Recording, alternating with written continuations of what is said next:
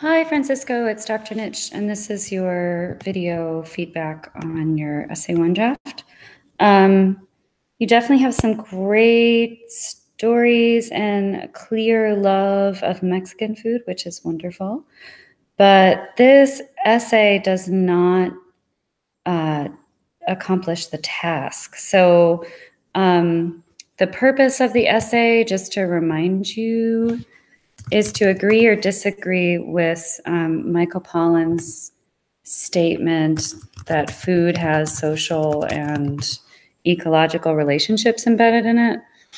So I need to know that that's why you're telling these stories, and I need to know specifically how these stories support or challenge Michael Pollan's idea.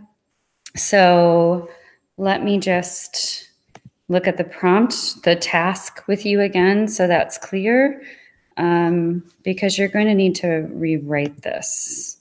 You can work with some of the things that you have, but you're going to need to make sure it looks different. So for example, you're writing a 700 to 900 word essay where you explain how your food culture, so you've got stuff about your food culture, but you're only talking about the evidence that helps you say it's true that food is comprised of a set of social and ecological relationships, or it's false that food is comprised of a set of social and ecological relationships, or it's both.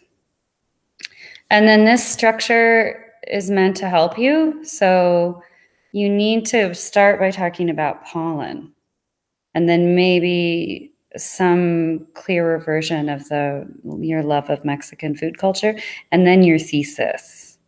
So for example, this paragraph, my food culture is heavily present in the United States with almost 60,000 restaurants.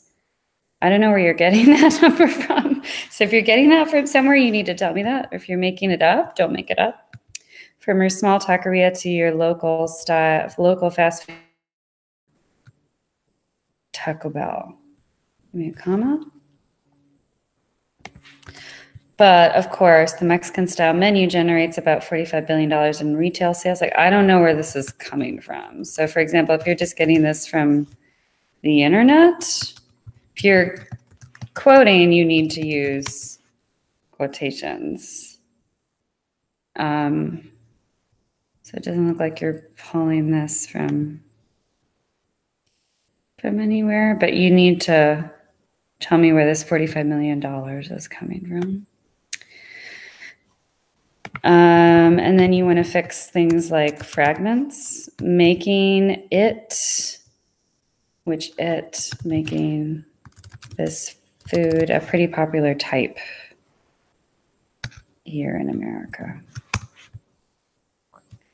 You want to watch, we talk really quickly, but you want to make sure that you're stopping to punctuate things correctly. So to stop a sentence when it stops. Also, try to take out things like I mean. Remember your academic English? Who doesn't? So I mean, we don't need that kind of stuff that we say informally to people, to friends. Who does not like a good steak taco? Yeah, so I don't know if we need this part.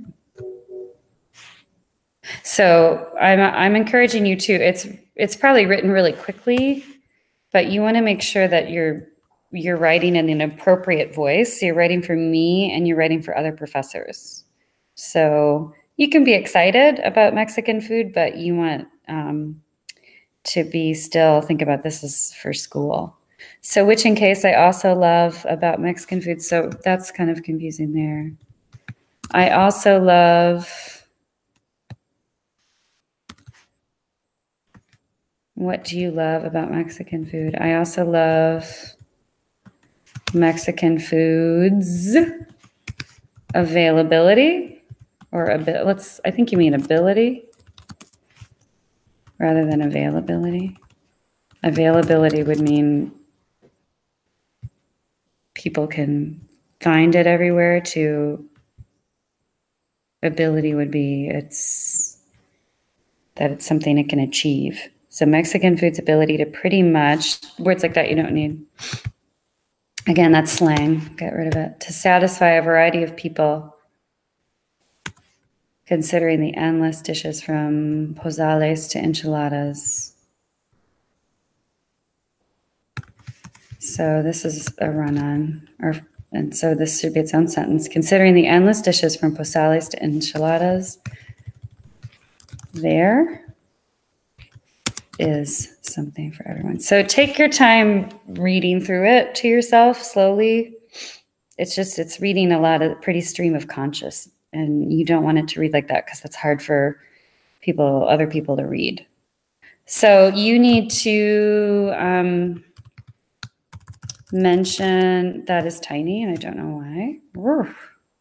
You need to mention pollen before you talk about your food culture.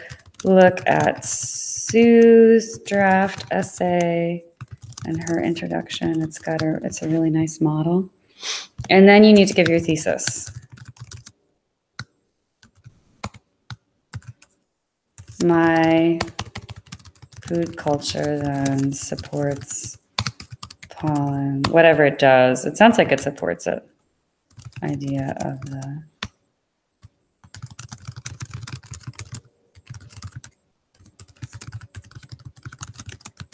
okay. And then you need, this is a humongous paragraph, so you need to break this up. There's a lot going on. So for each paragraph, you want to begin with the topic sentence that says, that answers this question. How is this the short story to follow? I should say, how does the short story to follow support the idea that food is social? Right. So I could see you want to, that's what your topic sentence does. And I think you've got like 3 paragraphs in here. There's just so much going on. So break up the stories and put just one story in each paragraph. And then you've got the avocado stuff. You might be able to use that, but you have to tell me you have to say what this has to do with social things. I can see an argument to be made, but I need you to do it.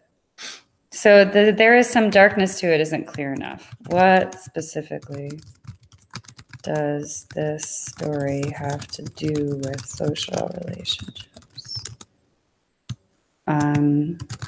Does it ask us to think about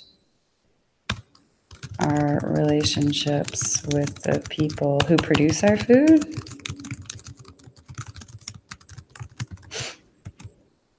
So maybe that's what you want to be getting at. And then, see, you also want to avoid slang like this. So I guess what I'm trying to say, like, get rid of that. People should. And then you need some kind of conclusion. So remind me, the reader in general, me or another English professor, remind the reader, an English professor,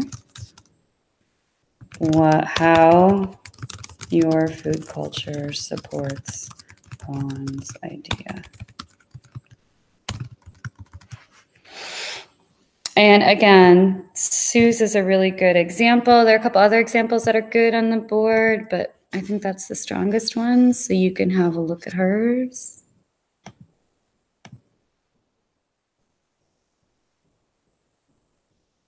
And see how you can structure that. So hopefully that helps. I'll send you a link with the videos emailed to you, but I'll send you a link so you have access to both. Feel free to ask me any questions about this through the weekend. You're going to submit the final draft on Sunday.